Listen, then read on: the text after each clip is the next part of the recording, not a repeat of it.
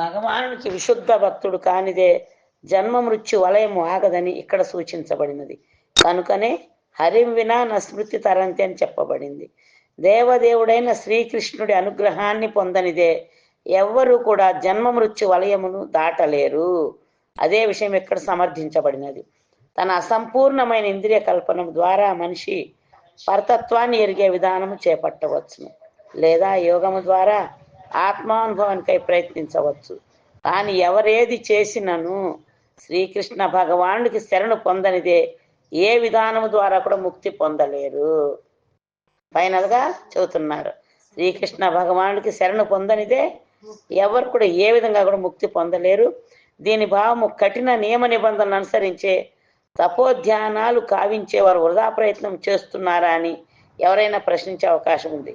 దానికి సమాధానం ఏమిటంటే, అంటారు కదా, చాలా సంవత్సరాలు అడవులకు వెళ్ళి తపస్సు ధ్యానాలు చేస్తారు, వాళ్ళందరూ వేస్ట్ పని చేస్తున్నారా అని ప్రశ్నిస్తారు. మరి మిగతా గుళ్ళన్నీ ఎందుకున్నాయి, ఆ పూజలన్నీ ఎందుకున్నాయి అని అడుగుతారు. దానికి సమాధానం ఏం చెప్తున్నారంటే, ఇక్కడ దానికి సమాధానం శ్రీమద్ భాగవతం 10వ స్కందం 2వ అధ్యాయము 32వ శ్లోకంలో ఏన్యే రవిందాక్ష విముక్తమానిన అని తెలుపబడినది.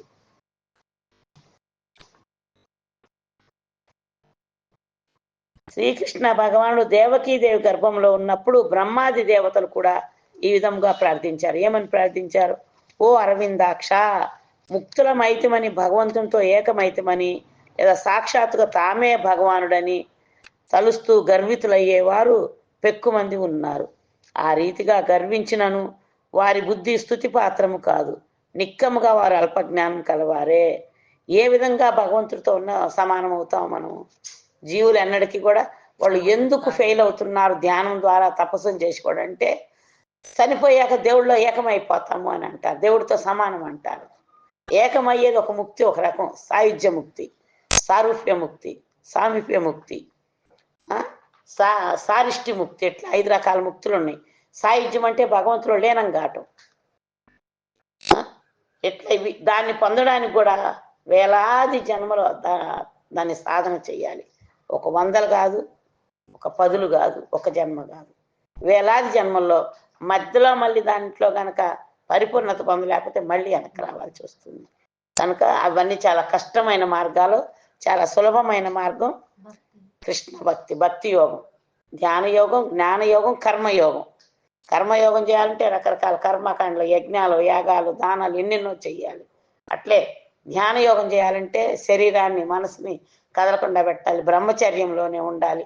ఇంట్లో ఉంటూ భార్య పిల్లలతో ఉంటూ నచ్చినవి అని తింటూ మేము ధ్యాన యోగులం అంటే అది ఉపయోగం లేదు, జనాలను మోసం చేయడమే అవుతుంది.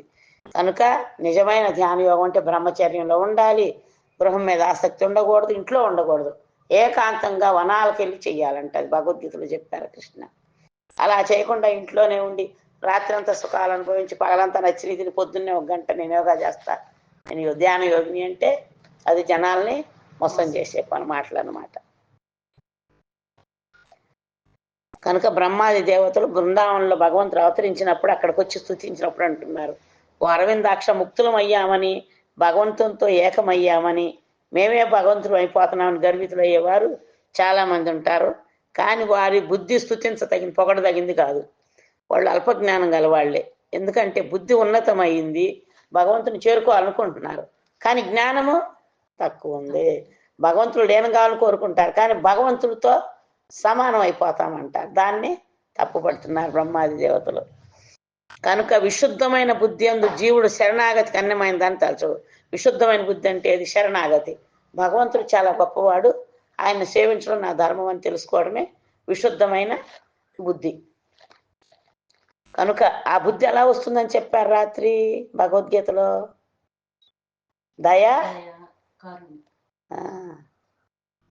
దయ, భక్తితో సేవ, మూడోది హృదయము, హృదయం పవిత్రం కావడం, దయ,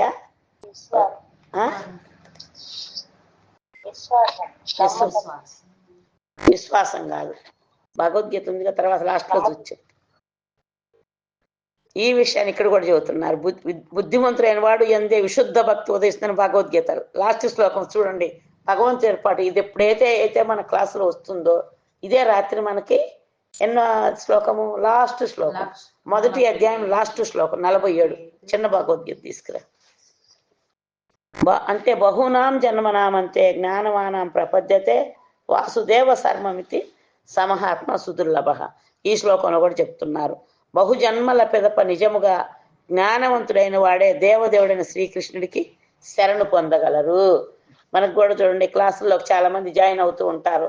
కొంచెం మధ్యలో కొంచెం కఠినంగా ఉంటాయి ఉపదేశాలు, కానీ అవి నచ్చక వాళ్ళు వెంటనే మళ్ళీ క్లాసులోంచి ఎగ్జిట్ అయిపోతున్నారు, బయటికి వెళ్ళిపోతున్నారు. కొంతమంది మేము అబ్జర్వ్ చేస్తున్నాము. అంటే వాళ్ళకి నచ్చటం లేదు. మనకు నచ్చినా నచ్చకపోయినా శాస్త్రం ఎన్నడూ కూడా మారదు. శాస్త్రం శాస్త్రమే. భగవంతుడి పలుకులు అపౌరుషేయములు అంటారు. అంటే అవి పర్మనెంట్గా ఉండేవి. మనమేమి, మన శరీరం పర్మనెంట్ కాదు, మన పనులు పర్మనెంట్ కాదు, మన మాటలు కూడా పర్మనెంట్ కాదు. కానీ భగవంతుడి పలుకులు అపౌరుషేయం అంటే శాశ్వతమైనవి, దివ్యమైనవి. కనుకనే అవి మాటి మాటికి మన మనసులాగా మారవు అవి.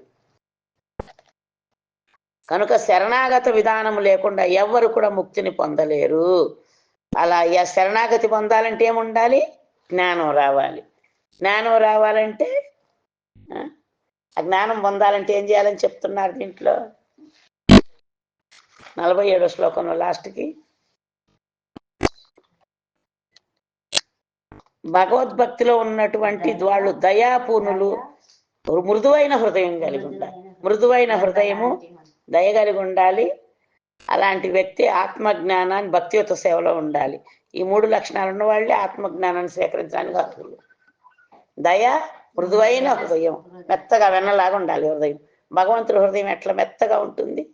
అందుకే అంటారు వైష్ణవ పరదుఃఖి దుఃఖి. వేరే వాళ్ళు బాధపడుతుంటే కష్టాలతో వీళ్ళకి బాధ కలుగుతుందంట. ఎందుకు?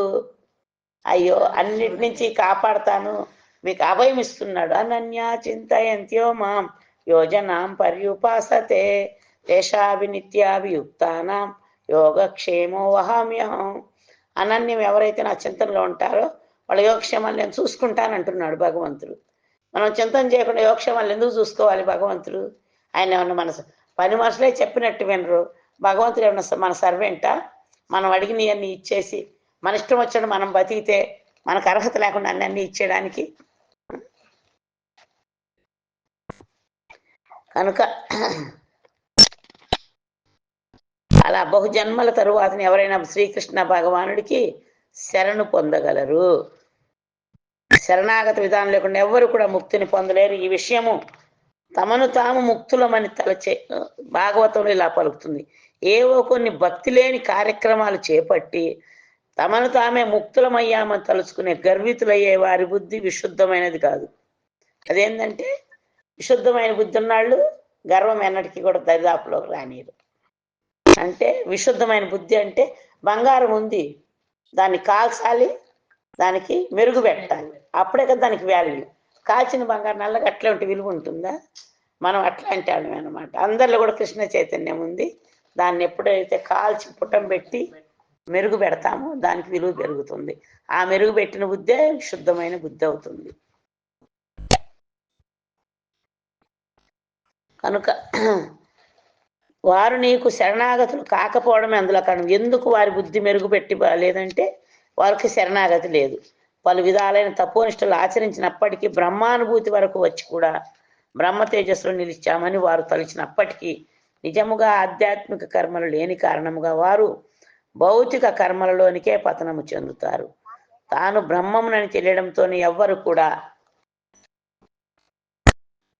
సంతృప్తి చెందరాదు. అతను పిదప తాను పరబ్రహ్మం సేవలో నెలకొనవలసి ఉంటే నేను ఆత్మని అని తెలుసుకుని నాకేమో చేయాలి? ఆత్మ యొక్క ధర్మం ఏంటో తెలుసుకోవాలి. ఆత్మ యొక్క ధర్మం ఏంటని శాస్త్రం చెబుతుంది. చైతన్య చరితామృతాలు గ్రంథాలు భగవంతుని యొక్క పాదపద్మాలను ఆశ్రయించడము. కనుక బ్రహ్మము అంటే బ్రహ్మ యొక్క కలాపం ఏంటో తెలుసుకోవాలి. తెలుసుకున్నాక భగవంతుని యొక్క సేవలో నిలవాలి. ఆ బ్రహ్మానుభూతి వరకు వచ్చి కూడా నేను ఆత్మస్వరూపాన్ని అని తెలుసుకొని కూడా ఎవరైతే భగవంతుని యొక్క భక్తి సేవలో ఉండరో వాళ్ళు ఈ జ్ఞానాన్ని పొందలేరు. కనుక ఎప్పుడైతే అలా హృదయం మెరుగుపెట్టబడి విశుద్ధమైన బుద్ధి కలిగి మెరుగుపెట్టబడిన బుద్ధి భగవంతుని సేవలో ఉంటారు. అదే భక్తి అనగా బ్రహ్మం యొక్క కలాపము. ఆత్మ యొక్క కలాపం ఏంటంటే భగవంతుని సేవ. పరబ్రహ్మము సేవయే కావలను. బ్రహ్మం అంటే ఆత్మ. బ్రహ్మము కానిదే మనిషి పరబ్రహ్మాన్ని సేవించలేదని చెప్పబడింది. పరబ్రహ్మం అంటే దేవదేవుడే. ఇక జీవుడు సైతము బ్రహ్మమే. తాను బ్రహ్మమును ఆత్మను భగవంతుని సేవకుండానే అనుభూతి లేకుండా కేవలం నేను ఆత్మని అని తెలిస్తే మనిషి బుద్ధి సిద్ధాంతపరమైనదే అవుతుంది, కానీ మెరుగుపెట్టబడిన బుద్ధి కాదు. అదే సమయంలో ఆ దేవదేవుని భక్తియుత సేవలను యుక్తము కావలను. అప్పుడే అతను బ్రహ్మభావంలో నిలవగలడు. లేనిచో తిరిగి పతనము తప్పదు. ఎందుకు వాళ్ళు పతనం అవుతారంటే వాళ్ళు భగవంతుడి యొక్క రూపాన్ని నమ్మరు, ఆయనకు చేసే సేవని నమ్మరు. ఎందుకు తిరుమలకి అందరూ సేవ సేవ సేవ అని వెళ్తారు? ఎందుకు? అది చేయాల్సింది భగవంతుని సేవే. ఎందుకంటే శాస్త్రాలు, పురాణాలు, వేదాలు, ఉపనిషత్తులన్నీ కూడా భక్తి అంటే భక్తి సేవ అని చెప్తున్నాయి. దాన్ని తప్పించి వాళ్ళు అనుకుంటారు మేము తపస్సు చేస్తున్నాము, ఇదే సేవ అంటారు.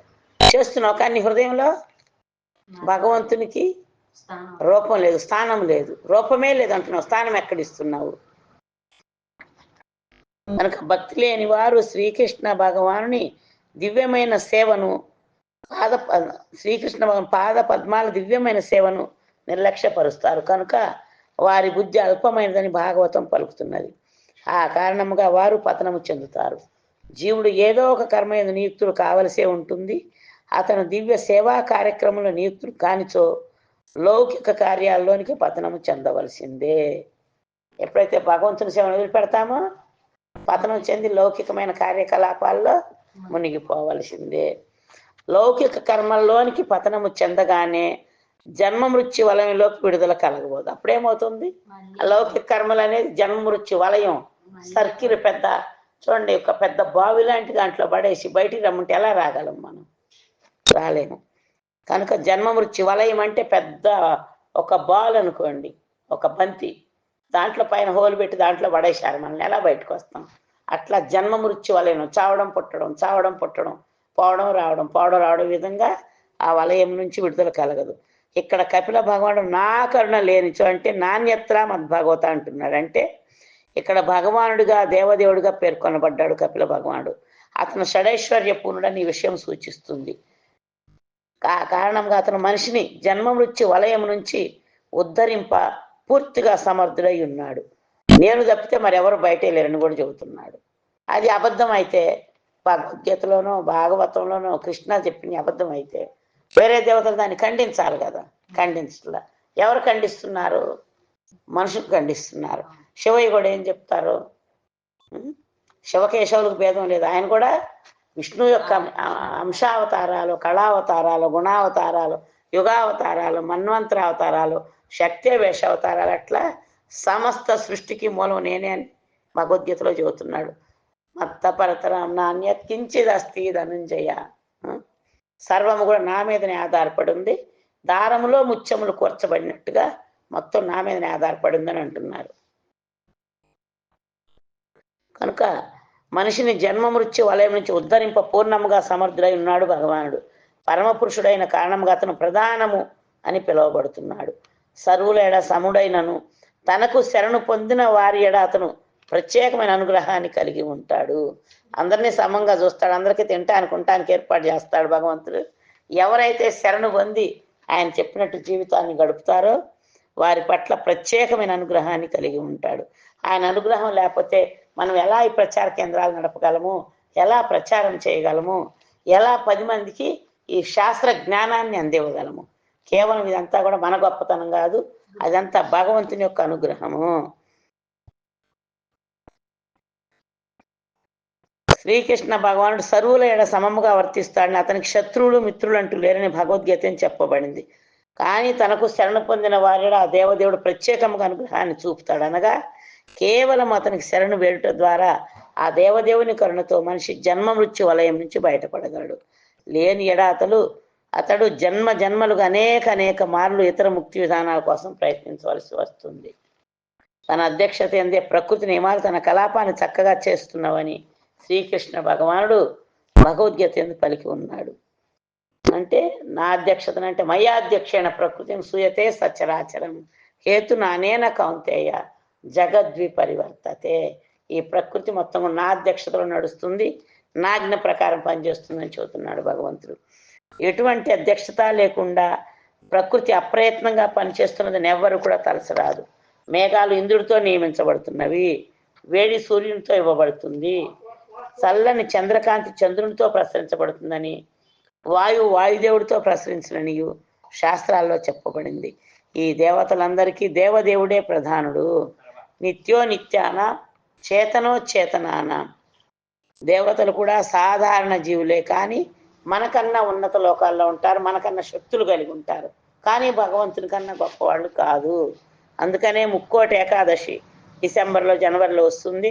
దేవతలంతా కూడా విష్ణువు యొక్క దర్శనానికి వైకుంఠానికి వెళ్తారు కాబట్టి వైకుంఠ ఏకాదశి, ముక్కోటి ఏకాదశి అంటారు.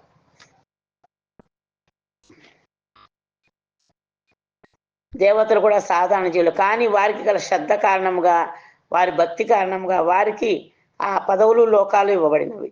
చంద్రుడు, వరుణుడు, వాయువు మొదలైన దేవతలు నిర్దేశకులు, అధికార దేవతలను పిలువబడతారంటే ఆ శాఖలకు అధిపతులు. వాయుదేవుడు తనకన్నా చిన్నవైన పిల్లగాళ్ళు ఉంటాయి కదా, వాటికి అధిపతి.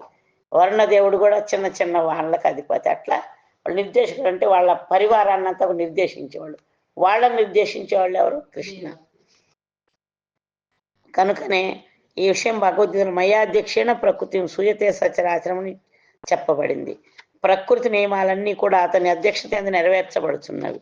దేవదేవుడు పూర్వరంగం వలె ఉన్న కారణంగా ప్రతిదీ కూడా నియమబద్ధంగాను సక్రమంగాను ఇవ్వబడుతుంది.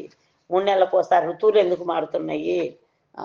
2 నెలలకోసారి మరి సీజనం, వర్షాకాలం, చలికాలం, ఎండాకాలం ఎలా మారుతున్నాయి? అది నా వల్లే అని చెప్పి భగవద్గీతలో కృష్ణ చెబుతున్నాడు. కనుక దేవదేవుడికి శరణాగతుడైన వాడు సమస్త ప్రభావం నుండి సంపూర్ణంగా రక్షించబడతాడు. అతను ఇంకా వేరెవ్వరిని సేవింపడు, లేదా వేరెవ్వరికి ఉపకారబద్ధుడై కూడా ఉండడు. అలాగని ఎవ్వరి అగౌరవాన్ని కూడా చూపడు. కానీ అతని ఆలోచన శక్తి అంతా కూడా దేవదేవుని మీదే లగ్నమై ఉంటుంది. తన నిర్దేశకుండే వాయువు విచ్చున్నది, అగ్ని జ్వలిస్తున్నది, సూర్యుడు ప్రకాశిస్తున్నాడని కపిల భగవానుడు వచనాలు ఏదో అభిప్రాయం వాదమని భావించరాదు. భాగవతపు భక్తులు ఎవరో ఒకరిని దేవుడిగా ఊహించి అతనికి అనేక యోగ్యతలు కట్టబెడతారని నిరాకారవాదులు పలుకుతారు. కానీ వాస్తవానికి అది ఊహ కానీ, కృత్రిమ శక్తిని కానీ, దేవదేవుని నామాన్ని చొప్పించడం కానీ కాదు. వేదాల యందు విషాస్మాద్ వాత పవతే విషోదేతి సూర్య అంటే దేవదేవుడి భయం చేతనే వాయుదేవుడు, సూర్యదేవుడు కూడా పనిచేస్తున్నాడని చెప్పబడింది. అగ్ని, చంద్రుడు, మృత్యువు కూడా అతని నిర్దేశంలోనే ప్రవర్తిస్తున్నారు. ఇదే వేదం యొక్క వచనము. నిజముగా ఈ భౌతిక ప్రపంచంలో బంధముల నుంచి విడిపడి భగవద్ధామానికి చేరాలని కోరుకునేవాడే నిజమైన యోగి. కనుకనే యుక్తేనా భక్తి యోగిన అని పదాలు విశేషంగా వాడబడినవి. శ్లోకం ఏం చెబుతున్నా 43లో, జ్ఞాన వైరాగ్య యుక్తేన భక్తి యోగేన యోగిన క్షేమాయ పాదమూలం మే ప్రవిశ్యంత్యాకుతో భయం. జ్ఞాన వైరాగ్య యుక్తములై తమ నిత్య లాభము ఏంటి? నిత్య లాభం, శాశ్వత లాభం, భగవంతుని యొక్క అనుగ్రహాన్ని పొంది ఆ జన్మ మృత్యు వలయం, ఆ చక్రంలో నుంచి బయటపడడానికి ప్రయత్నం చేయడమే నిజమైన లాభం. నిత్య లాభము కోసమై భక్తియుత సేవలు నెలకొన్న యోగులు నా పాద పద్మ ఆశ్రయాన్ని పొందుతారు. నేనే దేవదేవుడనైనందున ఆ విధముగా వారు నిర్భయంగా భగవంతుని రాజ్యంలో ప్రవేశించ యోగ్యులవుతున్నారు. భగవంతుని రాజ్యంలోకి వెళ్ళాలంటే ఏముండాలి? భక్తియుత సేవ, భగవంతుని పాద పద్మ ఆశ్రయము తీసుకొని ఆయన పాదాలని సేవించుకోవడము. అంటే దేనికోసం కూడా మనం భగవంతుని సేవ వదలకూడదు. ఈ మానవ జన్మ తప్పితే సేవ అనేది మరి ఏ జన్మలో కూడా మనం చేయలేము. కనుకనే ఈ మానవ జన్మ దుర్లభమైంది, ఉన్నతమైంది. ఈ జన్మను దేవతలకు కూడా దొరకని అవకాశం ఇది. ఎందుకంటే పై లోకాల్లో దేవతా లోకాలు ఉంటాయి, పైన 7 లోకాల్లో దేవతా లోకాలు అయితే వాళ్ళు అక్కడ భోగాలు అనుభవిస్తారు అంతే, భక్తి సేవ చేయడానికి లేదు. కింది లోకాలకు పోతే నరకంలో శిక్షలు అనుభవించాలి. అతల, సుతల, తలాతల, మహాతల, రసాతల, పాతాళాది లోకాల్లో అక్కడేమో దుఃఖాలు అనుభవించాలి, పైకి పోతే సుఖాలు. ఏం చేయాలన్నా ఈ భూమి మీదే చేయగలము, ఈ మానవ శరీరంతో చేయగలము. ఈ నిజం తెలుసుకున్న వాళ్ళు మళ్ళీ మళ్ళీ కూడా మేము చెప్తూ ఉంటాము, ఎప్పుడు కూడా పనులు వదిలేయాలా, గుళ్ళోకి పోయి ఉండాలా అనే మా ఆలోచన తీసేయండి. మీరు ఏ పనిలో ఉన్నా, ఎక్కడ ఉన్నా, ఏం చేస్తున్నా భగవంతుణ్ణి స్మరించగలిగేటట్లుగా మన మనసుకు మనం ట్రైనింగ్ ఇవ్వాలి. అలాగాక మనసు భౌతిక విషయాల మీదకి వెళ్తుంటే ఆ మనసు కంట్రోల్కి వచ్చిన దాకా భక్తుల సాంగత్యంలో ఉండాలి మనం. అప్పుడు మనం ఎక్కడున్నా కూడా డోకా లేదు. కనుక నిజముగా ఈ భౌతిక జగత్తు యొక్క బంధం నుంచి విడిపడి భగవద్ధామానికి చేరాలని కోరుకునేవాడే వాస్తవమైన యోగి, నిజమైన యోగి. కనుక యుక్తేనా భక్తి యోగేనా అని పదములు విశేషంగా వాడబడినవి. భక్తి యోగమందు నెలకొని యోగులే ఉత్తమ శ్రేణి యోగులు. భగవద్గీత వర్ణించినట్టుగా దేవదేవుడకు శ్రీకృష్ణుడే అనవరతము చింతించి యోగులే ఉత్తమ శ్రేణి యోగులు. ధ్యానయోగి, జ్ఞానయోగి, కర్మయోగి అందరికన్నా నిరంతరం కృష్ణాన్ని తెలుసుకునే వాళ్ళు ఎవరు? ధ్యానయోగి తెలుసుకోగలుగుతాడా? చెబుతున్నారు, భుక్తి ముక్తి నిత్య సిద్ధ సకల అశాంత కృష్ణ భక్త నిష్కామ అతలేవ శాంత. అంటే ధ్యానయోగి నిరంతరం శరీరాన్ని కంట్రోల్లో, భుజాలు ఎట్లా పెట్టడం, గుడ్లు ఎట్లా పెట్టడం, వీటన్నిటి మీదే సతమతం అవుతుంటాడు. జ్ఞానయోగి ఇజ్జది నాకు మళ్ళీ చదవాలి, అది చదవాలి, ఏమి నేర్చుకోవాలి, ఏం తెలుసుకోవాలి, ఆ తపంలో ఉంటాడు. కర్మయోగి ఇవాళ ఊళ్ళో యజ్ఞం చేపిస్తాడు, రేపు ఊళ్ళో పూజలు చేపిస్తాడు, ఎల్లుండి ఊళ్ళో గుడి కట్టిస్తాడు, పెట్ల మీద కూర్చోబెట్టే కర్మకాండల మీదనే ఆసక్తి కలిగి ఉంటారు. భక్తి యోగి నిరంతరం హరే కృష్ణ జపం చేసుకుంటారు.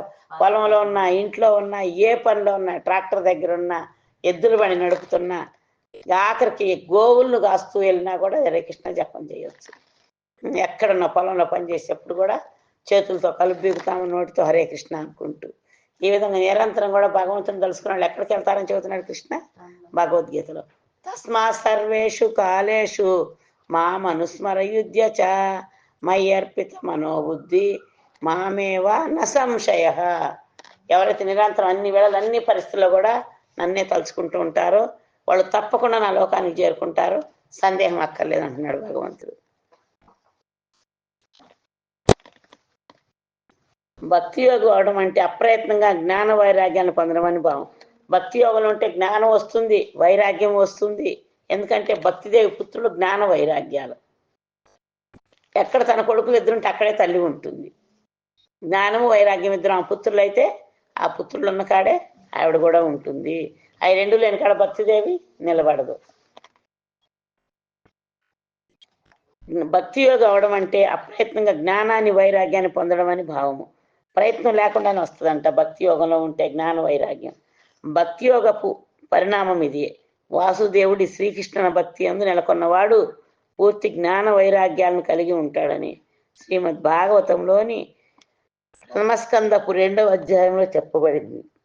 అవి ప్రాప్తించడానికి అన్యముఖ వివరణ ఏది కూడా లేదు. హైతుకి అనగా ఎటువంటి కారణం లేకనే అవి వచ్చి చేరుతాయి. మనిషి నిరక్షర కుక్షి అయినా కేవలము భక్తియుత సేవ యందు నెలకొన్న కారణముగా శాస్త్రజ్ఞానం అంతా ఇవి కూడా అతనికి విదితమవుతుంది. ఈ విషయము అట్లా ఎవరైతే ఎలాంటి నిరక్షర కుక్షి అంటే పొట్టకొస్తే అక్షం మొక్క లేని వాళ్ళు కూడా సరే భగవంతునికి సేవ చేస్తే అలాంటి వాళ్ళకి ఏమొస్తుంది ఇక్కడ చెబుతున్నారు. నిరక్షర కుక్షి అయినా కేవలం భక్తి సేవలో ఉన్న కారణంగా శాస్త్రాలన్నింటి జ్ఞానం అంతా వాళ్ళకి అర్థమవుతుందంట. ఈ విషయం వేదాల్లో కూడా చెప్పబడింది.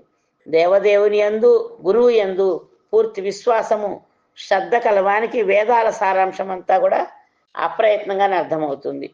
దాన్ని అతను విడిగా అడగాల్సిన పని కూడా లేదు. అనగా భక్తి యోగమునందు నెలకొనే యోగులు జ్ఞాన వైరాగ్య పూర్ణులై ఉంటారు. వాళ్ళకి జ్ఞానం వస్తుంది, వైరాగ్యం కూడా వస్తుంది.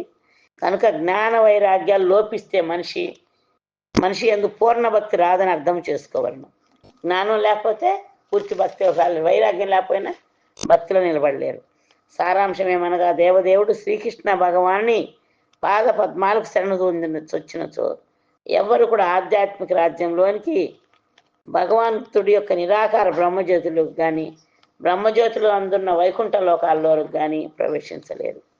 శరణాగత జీవులే అకుతో భయం అని పిలువబడతారంటే వారు నిస్సందేహంగా భయరహితులైనందున భగవద్ధామములు వారి ప్రదేశం నిశ్చితమై ఉంటుంది.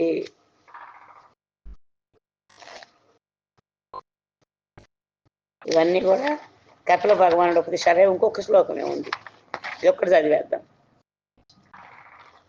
ఏతావానేవ లోకేస్మిన్ పుంసాం నిశ్రేయసోదయ తీవ్రేణ భక్తి యోగేన మనోమయ్యర్పితం స్థిరం.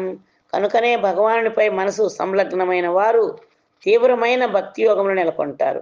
జీవితపు చివరి సిద్ధిని పొందడానికి అది ఏకైక సాధనము. మానవ జీవితం సిద్ధిని పొందాలంటే ఇది మాత్రమే ఏకైక సాధనము. ఇక్కడ చెబుతున్నారు, మన ఇయర్పిత మనం అంటే నాయందు లగ్నమైన మనసు. ఇందాకేం చెప్పుకున్నాం, తస్మా సర్వేషు కాలేషు మా మనుస్మర, నన్ను స్మరించుకో. మయ్యర్పిత మనోబుద్ధి, మనసుని బుద్ధిని నాకు అర్పించు. ఇక్కడ ఏం చెబుతున్నారు, భాగవతం భగవద్గీత టాలీ చేసి చూడండి, సేమ్ యాజ్ ఇట్ ఈజ్. అంటే ఇది భగవంతుని యొక్క ఆజ్ఞ. కనుక నాయందు సంలగ్నమైన మనసు అని పదం మిగుల ప్రధానమైంది. మనిషి తన మనసును శ్రీకృష్ణ భగవానుడి యందు లేదా అతని అవతారపు పాదపద్మాల యందు నిలుపవలను. ఈ రీతిగా స్థిరమైన మనసు నెలకొల్పనడమే ముక్తికి మార్గము. దీనినే అంబరీష మహారాజు చక్కని ఉపమానం. అతడు తన మనసును శ్రీకృష్ణ భగవానుని పాద పద్మాలపైననే నిలిపెను. అతను కేవలము ఆ దేవదేవుని నీళ్లపైనే ప్రసంగించాను. శ్రీకృష్ణుడికి అర్పించిన పుష్పములు తులసీ దళములనే ఆగ్రహించాను. ముకుందుని యొక్క మందిరములకే ప్రయాణించాను. శ్రీహరి మందిర మాధ్యమనే కాక తన హృదయమును కూడా తన హస్తములను కూడా వినియోగించాను. ఆ దేవదేవునికి అర్పించిన ఆహార పదార్థాలను ప్రసాద రూపంలో రుచి చూడడం అందే జిహ్వను నెలకొల్పాను. అచ్యుతుడి మహిమాన్విత లీలల శ్రవణం చెందే తన చెవులను ఉపయోగించాను. ఈ విధముగా తన ఇంద్రియములన్నీ కూడా యుక్తముగా భక్తియుత సేవలు నెలకొన్నవని మొట్టమొదట మనసును సుస్థిరంగా అతి సహజంగా కృష్ణ పాదార వింద సేవల చెంత నిలిపవలను. ఎందుకంటే అన్నిటినీ కంట్రోల్ పెట్టి మనసును ఒక్కదాన్ని కంట్రోల్ పెట్టలేకపోతే మొత్తం భక్తి మొత్తం నాశనం చేస్తుంది. ఎందుకంటే ఆ మనసే మనకు శత్రువు, అదే మిత్రుడు కూడా. ఎప్పుడైతే మన కంట్రోల్లో ఉన్న మనసు మిత్రుడిలా ఉండి మన భగవంతుడి లోకాన్ని చేరుస్తుందో, కంట్రోల్ తప్పిన మనసు అంటే మన అధీనంలో లేకుండా అది అడిగింది ఇచ్చింది దాకా ఒప్పుకొని మనసు ఎట్లయితే శత్రువులా తయారయ్యి నరక మార్గానికి ఈడ్చుకెళ్తుంది మనల్ని. అందుకనే ఫస్ట్ మనసును కంట్రోల్ పెట్టాలంటే ఇక్కడ చెప్తున్నారు.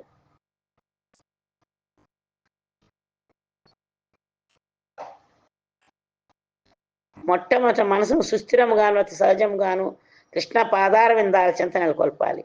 మనసుని ఇంద్రియములను ప్రభువుకు కనుక అది సేవలోని అంటే మనసు అనేది ఇంద్రియాలకు ప్రభు. ఇంద్రియాలు కళ్ళు, చెవులు, ముక్కు, నోరు అవి చూడగానే కోరిక ఎక్కడ కలుగుతుంది, మనసులో. అందుకని ఈ ఇంద్రియాలంటికి ప్రభు ఎవరు, మనసు. దీన్ని కంట్రోల్లో పెడితే ఏమవుతుంది, కళ్ళు, చెవులు, ముక్కు, నోరు, శరీరం ఇతర భాగాలన్నీ కూడా మనకి అనుకూలంగా మారుతాయి. కనుక ఎప్పుడైతే ఆ మనసును భగవంతుని సేవలో పెడతామో అప్రయత్నంగా ఇంద్రియాలన్నీ కూడా సేవాభావాన్ని పెంచుకుంటాయి. అదే భక్తి యోగము. యోగము అంటే ఇంద్రియ నిగ్రహం అని భావం. నిజానికి ఇంద్రియాలు నిర్వహించబడతాలు అని, ఎల్లప్పుడూ కల్లోలితమై ఉంటాయని, తొలుత విషయమే సత్యమై ఉన్నది. ఎంతకాలం అతన్ని బలవంతం చేసి మౌనంగా కూర్చుండబెట్టవలను. అంటే ఎవరిని, భక్తి యోగం అంటే ఇంద్రియ నిగ్రహం. మరి ఎంతకాలం మనసును ఎట్లా నిగ్రహంగా కూర్చోబెట్టగలం కదలకుండా చెప్తున్నారు. అది అసాధ్యమైన విషయం. అర్జునుడు అది అంటున్నాడు, చంచలం హి మన కృష్ణ అని. మనసు చాలా చంచలమైంది, చాలా బలమైంది, గాలి కన్నా వేగమైంది. దాన్ని కంట్రోల్ చేయడం చాలా కష్టం. దాని కృష్ణ ఏం సమాధానం చెబుతున్నారు, 6వ అధ్యాయము లాస్ట్ శ్లోకం, యోగినామపి సర్వేషాం మద్గతేనాంతరాత్మన శ్రద్ధావాన్ భజతే యోమాం సమే యుక్త తమోమత. అందుకనే నువ్వు యోగులందరిలో కల్లా ఉన్నతమైన యోగి. ఎలాంటి యోగి, సదా నా భావన యందే ఉండేవాడు, సదా నన్ను తన యందు స్మరించేవాడు, సదా నా భక్తివత్సలు ఉండేవాడని యోగి అత్యంత పురుడు. ఇదే నా అభిప్రాయం అంటున్నారు. కనుక దానికి శ్రీకృష్ణ పాదార విందాల చెంత సంలగ్నం చేయడం ఉత్తమోత్తమ మార్గము. మయ్యర్పిత మనోబుద్ధి అంటే మనసుని బుద్ధిని భగవంతుని చరణాలమే లగ్నం చేయాలి. అనగా మనిషి అత్యంత శ్రద్ధతో కృష్ణ భక్తి భావన యందు నెలకొంటే అది అత్యున్నత పూర్ణత్వ స్థితిని కలగజేస్తుంది. సమస్తమైన కృష్ణ పరకర్మలు మానవ జీవితపు పరిపూర్ణ స్థితి అందే వనగూడగలవు. శ్రీమద్ భాగవతంలోని భక్తి యోగ మహిమ అనే 3వ స్కందములోని 25వ అధ్యాయానికి భక్తివేదాంత భాష్యం సమాప్తము. రేపు భౌతిక ప్రకృతి ప్రధాన తత్వాలు. చంద్రా శ్రీమద్భాగవతం కీ జై. కలియుగ ధర్మ పరిణామ సంకీర్తన్ కీ జై. జగద్గురు శీల ప్రభుపాద్ కీ జై. హరే కృష్ణ హరే కృష్ణ కృష్ణ కృష్ణ హరే హరే హరే రామ రామ రామ హరే హరే. చంద్ర శ్రీమద్భాగవతం కీ జై. ఇప్పుడు మనం వైష్ణవ